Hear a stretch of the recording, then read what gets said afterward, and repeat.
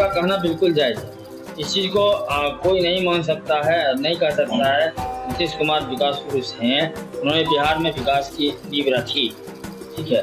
लेकिन आज 2005 से 30 साल के बाद भी जब मंच पे बड़े बड़े नेता आते हैं तो वो 2005 से पहले की सरकार की बात करते हैं। 2005 के बाद 2025 के बीच जो उन्होंने कामयाबी किया उसका बात क्यों नहीं करते ना? बात का काम देखिए, कामयाबी तो दिख रहा है। अब दिवाकर जी, कामयाबी हम 5 मिनट आपका समय लेते हैं। हमारा राज्य बहुत मतलब विचित्र परिस्थिति था, परिभाषा मतलब भौगोलिक दृष्टिकोण भी इसका अलग था। तो उस समय मंझौल पंचायत 4 के मुखिया राम लोली का ऐलान, जदयू प्रत्याशी अभिषेक आनंद की जीत तय, एनडीए संगठन मजबूत और एकजुट।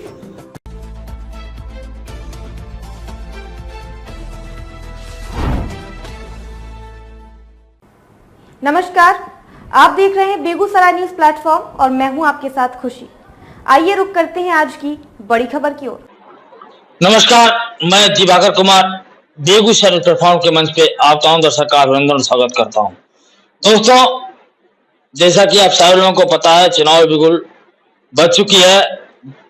6 तारीख को चुनाव होना है। हमारे साथ हैं जनता से व्यवहार रखने वाले, जनता के बीच रहने वाले मंझौल पंचायत 4 के मुखिया राजेश कुमार उर्फ राम लोली जी। सर, सबसे पहले आपका मेरे चैनल बेगूसराय प्लेटफॉर्म में स्वागत है।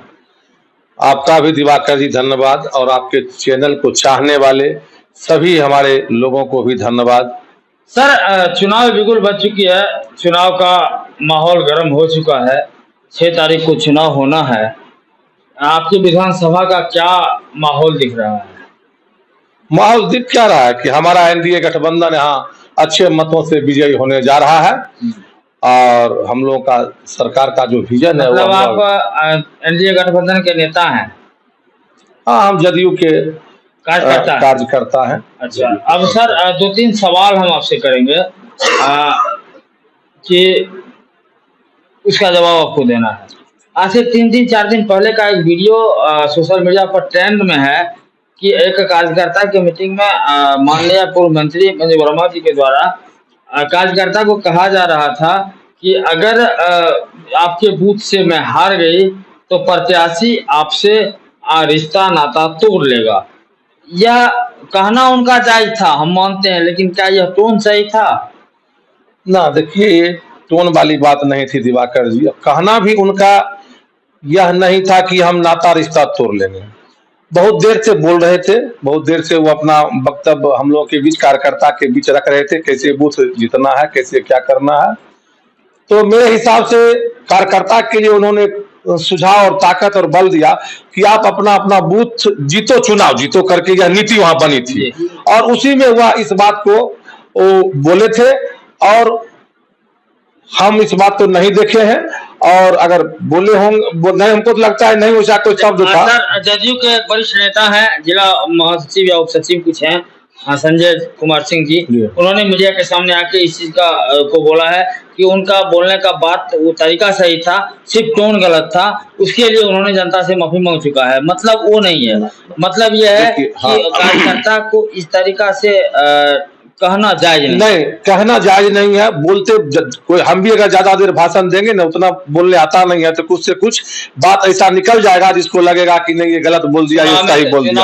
हाँ, चुनाव, लेकिन मंजू वर्मा जी हमारे यहाँ रहे हैं, अच्छे मंत्री के रूप में, अच्छे विधायक के रूप में, वह जनमानस से जुड़े हुए आदमी है, ऐसा वक्त नहीं बोले हैं। अगर बाय दी वे हो सकता है तो हम भी माफी मांगते हैं, और समाज से माफी मांगते हैं कि आप इसको बात को अनायास, उनका यह इच्छा नहीं था या बोलने का कुछ ये नहीं था। और आज के जमाने में वीडियो में बहुत कुछ हो सकता है इस तरह का बात हो। अच्छा सर, अब दूसरा सवाल है कि चेरिया बैपुर विधानसभा में 9 प्रत्याशी हैं, जिसमें से मुख्य रूप से जदयू के मतलब एनडीए के प्रत्याशी जदयू के तरफ से जो अभिषेक आनंद है उर्फ न्यूटन, वो हैं। दूसरे नंबर पे एक हैं सुशील कुमार कुशवाहा, राजद के महागठबंधन के उम्मीदवार हैं, और एक है मृत्युंजय कुमार, ठीक है, जो स्वराज के उम्मीदवार हैं। और कुछ लोगों का फील्ड में चूंकि हम घूमते हैं, कुछ लोगों का कहना है कि बैकवर्ड फॉरवर्ड हो रहा है और फॉरवर्ड मृत्युंजय कुमार के साथ आंख बंद करके जा रहा है, इसको आप कैसे देखते हैं? ना सभी उम्मीदवारी दिए हैं, सभी दल के उम्मीदवार हैं, ठीक है, चुनाव सबका लड़ना अधिकार है, लोकतंत्र की यह परिभाषा है, अच्छा चीज है, लेकिन बैकवर्ड फॉरवर्ड कहीं होने नहीं जा रहा है, कहीं इस चीज का चर्चा नहीं है। और फॉरवर्ड लोग जिसको हम लोग भूमियार बोलते हैं, बाभन बोलते हैं, और मैं ज्यादा दूर नहीं पंचायत का प्रतिनिधित्व करता हूं, तो मेरे पंचायत में फॉरवर्ड लोग जितने भी भूमियार वर्ग के बुजुर्ग अभिभावक माता बहना जो 60 वर्ष से ऊपर हैं, जो विधवा हो गए, सबको हम पेंशन कार्ड बना दिए हैं, जो लाभ ले रहे हैं। हर आप भूमियार वर्ग में जो ज्यादा समान है, नौकरी में है, उनको छोड़ दीजिए तो हर घर में राशन कार्ड राशन जा रहा है, शौचालय की सुविधा है, आवास की सुविधा है, बच्चे की पढ़ाई लिखाई की सुविधा है। और ये जो हमारा 125 यूनिट फॉरवर्ड भाई भी लाभ ले रहे हैं, किसान सम्मान निधि का लाभ ले रहे हैं। तो सब चीज जब फॉरवर्ड और बैकवर्ड जब योजना में नहीं हो रहा है तो चुनाव में कहां से होगा? सभी मोदी जी और नीतीश जी के हाथ को मजबूत करने के लिए तैयार हैं। सर आपका कहना बिल्कुल जायज है, इस चीज को कोई नहीं मान सकता है, नहीं कर सकता है। नीतीश कुमार विकास पुरुष हैं, उन्होंने बिहार में विकास की नींव रखी, ठीक है, लेकिन आज 2005 से 20 साल के बाद भी जब मंच पे बड़े बड़े नेता आते हैं तो वो 2005 से पहले की सरकार की बात करते हैं। 2005 के बाद 2025 के बीच जो उन्होंने कामयाबी किया उसका बात क्यों नहीं करते हैं? ना बात काम देखिए, कामयाबी तो दिख रहा है। अब दिवाकर जी, कामयाबी हम 5 मिनट आपका समय लेते हैं। हमारा राज्य बहुत मतलब विचित्र परिस्थिति था, परिभाषा मतलब भौगोलिक दृष्टिकोण भी इसका अलग था। तो उस समय के राज्य को जो चलाने वाले थे, वहां से जो जिस समय छोड़ा था वहां से छोड़कर अभी तक लाने के लिए हमारा बता देते हैं, घर की इज्जत, घर का सम्मान। आप भी हमारे साथ सम्मान 1-2 साल छोटे होंगे। आप मोइनकात में जाते थे, बांध पे जाते थे, आपके गांव में कितना शौचालय का ढेरी लगा जाता था, औरत महिला लोगों को चलने का मुश्किल था। ट्रांसफार्मर भैया जल जाता था तो 1-1 साल इंतजार करना पड़ता था बिजली के लिए, 2 घंटा 1 घंटा लाइन रहता था। अभी आप देख लीजिए परिभाषा, गैस कनेक्शन के लिए पैरवी लगाना पड़ता था। कोई सांसद विधायक जी हमको गैस नहीं होगा, हमको गैस नहीं होगा। और मतलब साइकिल से, छात्रवृत्ति से, पोशाक से। आप एक उदाहरण देता हूं, स्कूल में जाइएगा तो 100 ड्रेस कोड हो गया है स्कूल में, सरकारी स्कूल में। तो उससे क्या पता, हमारा बेटा बेटी भी स्कूल में जाता था ना, गरीब लोगों का, तो क्या होता था उस समय जब ड्रेस पहन के नहीं जाता था तो गरीब लोगों को बच्चा का माई बाप कहता था कि मम्मी हमरा कपड़ा नहीं देगी, तो वहां उसको ईगो फील होता था कि अच्छा कपड़ा पहन के आया, ये खराब कपड़ा पहन के आया। अभी सब गरीब अमीर एक समान वहां दिखता, आप नहीं पहचान सकते हैं कि कौन उसमें गरीब है अमीर है। और नीतीश कुमार जी इसी तरह के सभी परिभाषा को पंचायत में, देश में, राज्य में, गांव में लागू किए हैं। सब गरीब अमीर एक समान। सर आप बार बार विधानसभा को छोड़ के राज्य सरकार पे क्यों चले जा रहे हैं? राज्य सरकार इसलिए जा रहे हैं कि देखिए, जिसको जो मेरा सवाल सर सुनिए, आपकी व्यवस्था है, मेरा सवाल यह है कि लोग वोट विधायक को करेगा या मुख्यमंत्री को करेगा? ना देखिए, पहले विधायक को करेगा और विधायक के माध्यम से हमारे मुख्यमंत्री जी चुने जाएंगे। आपका कहना सही है, लेकिन बाय द वे यहाँ के कुछ लोगों को बहुत सारे मन में दुविधा रहती है, क्या क्या बात उत्पन्न होता है। तो हमारा विजन तो पहले हम लोगों के लिए जो किया, पहले नीतीश कुमार है ना, बिल्कुल पहले नीतीश कुमार जी है, उसके बाकी के चुने ही हम विधायक ही। लेकिन हमारा अगर मुख्यमंत्री, हम विधायक खूब चुन ले बढ़िया, अब मुख्यमंत्री हमारा काम करने लायक होगा तो विधायक का दम है, कितना काम कर लेगा कब विधानसभा क्षेत्र में। आपके कहने का मतलब है कि चिड़ियापुर विधानसभा में एनडीए की लहर है, एनडीए यहाँ से जीत रहा है। एकदम भूमियार समाज एनडीए के साथ है, वो जनस्वराज डॉक्टर मृत्युंजय कुमार के साथ नहीं है। एकदम भूमियार समाज ही नहीं भाई, हमारे भूमियार समाज, सहनी भाई, मुस्लिम भाई, मुसहर भाई, कानू, तेली, बैस, बनिया, व्यवसायी, हर वर्ग के लोग नीतीश कुमार और मोदी जी के इस लड़ाई में साथ हैं और उनको मदद कर जिताने के लिए तैयार है। हमारे ठाकुर समाज के, सब समाज के लोग। सर एक सवाल थोड़ा सा लीक से हट के है, ठीक है, कल परसों मोकामा में एक हत्याकांड हुई, जो भी है, जो भी दोषी है, जांच की बात है। मैं ये नहीं कह सकता हूँ कि गोली किसने चलाया, किसने मारा, ठीक है, वो जांच की बात है, वो प्रशासन उस पर लगी हुई है। उस पर विदिन 48 घंटा के अंदर पोस्टमार्टम रिपोर्ट सार्वजनिक किया गया। अभियुक्तों की जिसके नाम पे एफआईआर हुआ उसे गिरफ्तार किया गया। उस पर पटना एसएसपी का पीसी हुआ था, प्रेस कॉन्फ्रेंस हो, उसमें उन्होंने बताया कि उस पूरे प्रकरण में 4 एफआईआर दर्ज हुई है पुलिस के द्वारा भी। दोनों पार्टी, मतलब पुलिस अपना काम कर रही है, और पुलिस जो भी कर रही है, जांच की प्रक्रिया, पोस्टमार्टम की प्रक्रिया, गिरफ्तारी की प्रक्रिया, वो सारे मीडिया के सामने आके ब्रीफ दे रही है। ठीक, ये मोकामा की बात है। मैं बता रहा हूं कि आपके चेरिया बरियारपुर में एक पंचायत पड़ता है श्रीपुर। जिस दिन 10वें दिन था, माता दुर्गा का विसर्जन का दिन था, उस दिन एक बहुत ही हैवानियत वाली घटना हुई थी श्रीपुर पंचायत में। ठीक है, वहां पे आपके जैसे जितने भी प्रतिष्ठित लोग थे वो सब वहां पे गए थे, और सब ने अपने आंसू को किसी ने अपने आंसू को नहीं रोक पाया, और वहां पे परिवार को समझाया, पुलिस का साथ दिया, डेड बॉडी को वहां से उठाया गया, पोस्टमार्टम किया गया। माननीय पूर्व मंत्री और उनके पुत्र प्रत्याशी अभिषेक आनंद ने भी डीजीपी तक आवेदन दिया कि इस पे उचित कार्रवाई हो, उचित जांच हो। सारी चीज हुई। क्या मोकामा में मरने वाला नेता और आरोप लगने वाला नेता था, इसको लेके पुलिस इतना टाइट है? यहाँ मरने वाली बच्ची, यहाँ पे जिसके साथ हैवानियत हुई वो बच्ची एक विकलांग गरीब निसहाय की बेटी है, इसको लेके 1 महीना लगभग बीतने को चला है। मतलब 2-4 दिन में 1 महीना पूरा जाएगा।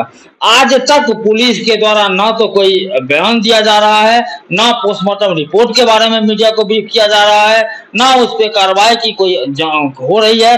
चुनावी बिगुल जब से बजा तो एक तरह से यह कहा जा रहा है कि चुनाव के शोर में मासूम की चीख दब गई। इस पर आप क्या कह रहे हैं? ना देखिए, आपका एकदम सवाल सही है। वहां जो हत्या हुआ, चाहे मोकामा में, राजनीतिक जीवन में हत्या, मारपीट, गोली बारूद की कोई जगह नहीं, क्लियर कट। और जो वहां पर एक घटना और हुआ कि बॉडी ले जाने के क्रम में एक जाति नाम शब्द लेकर गाली किया गया, वो भी गलत है। कोई व्यक्ति कुछ करता नहीं है, कोई अपराधी है, अगर किए हैं तो उनको सजा मिलेगा, जांच होगी, सब ये कर रही है। और रही बात आप बरियारपुर पे जो घटना बोल रहे हैं, हम बाहर आने के बाद हम लोग भी इस बात पर चिंतित हुए, और घोर निंदनीय बात है। हम लोग ने इस पे चर्चा भी की है। और जहां तक पुलिस अनुसंधान की बात है, तो हम डीएसपी सर से बात किए थे, सुबोध बाबू इंस्पेक्टर हैं चेरिया बरियारपुर के, उनसे बात की, आग्रह किए कि सर ये लोग, आप लोग इसको जल्द से जल्द पर्दाफाश कीजिए, ये बहुत निंदनीय और दर्दनाक घटना हुआ है।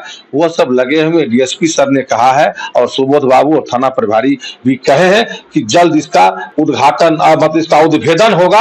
वह लगभग 60-70% हो गया है, सिर्फ इसको अब पर्दाफाश करना है। नहीं सर, वहां पे क्योंकि बड़े चेहरा के साथ घटना होता है, एफआईआर में पॉलिटिकल बात आती है, तो पुलिस वहां कार्रवाई 48 घंटा में। ऐसी बात वहां देखिए, साक्ष्य में अभी वीडियो फुटेज आप भी जानते हैं बहुत है, वहां पर सैकड़ों वीडियो फुटेज के माध्यम से सभी लोगों को वहां एक आनंद से ही नहीं। मैं चेरिया बरियारपुर की कहानी बताता हूँ। आज से कुछ दिन पहले हमारे केंद्रीय मंत्री कोई चौधरी जी हैं मुजफ्फरपुर के, उनके मामा राजभूषण चौधरी जी के मामा जी पे गोली चली, दुकान पे गोली चली। पुलिस ने उस उद्भेदन का, उस घटना का उद्भेदन मात्र 12 घंटे में कर दिया, क्योंकि वहां पे गोली लगने वाले एक बहुत बड़े केंद्रीय मंत्री के रिलेटिव थे।